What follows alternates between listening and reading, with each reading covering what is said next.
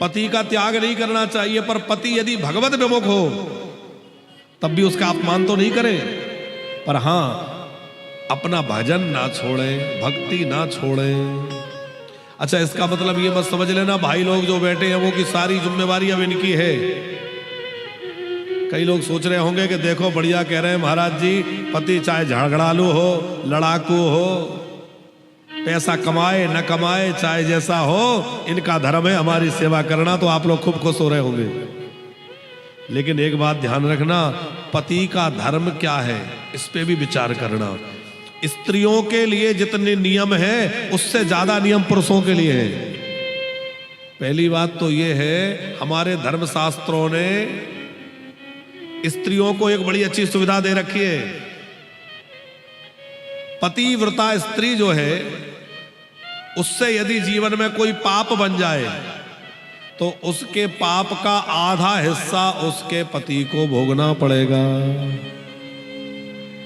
और पति जो भी पुण्य कर्म करता है, धर्म करता है, उस धर्म का, उस पुण्य का आधा हिस्सा पत्नी के हिस्से में चला जाता है, पत्नी के खाते में चला जाता है। पति का पाप पत्नी के पास नहीं जाता। पति जो भी पुण्य कर्म करता है उसका 50% कहां चला जाएगा? पत्नी के खाते में। और पत्नी से कोई पाप बन जाए तो उसका 50% पति के खाते में। लेकिन एक बात सावधान रहना, ये नियम केवल पतिव्रता स्त्रियों के लिए लागू होता है। जो पति वंचक है, पति को छले, उसके साथ धोखा करे, उस पर यह नियम लागू नहीं होता है। भगवान ने गोपियों को समझाया। गोपियां बोली देखो, अब तो हम अपना सर्वस्व त्याग कर आए हैं, अब हमें और किसी धर्म की आवश्यकता नहीं है। आप हमें विविध धर्मों का उपदेश दे रहे हैं, कभी स्त्री धर्म समझा रहे हैं, कभी कोई धर्म, पर सर्वधर्मानुप्रत्यज्यो, हम सारे धर्मों को छोड़ के आपके शरण में आ गए। और जब ये बात सुनी तो ठाकुर जी ने उन गोपियों को, श्री प्रसंग तो बहुत विस्तृत है, श्री श्याम सुंदर ने बहुत समझाया।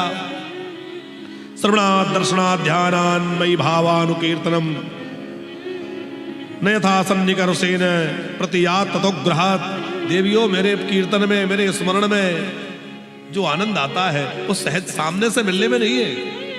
गोपियां बोली अब तो कुछ भी हो जाए, हमें आपकी प्राप्ति करना है।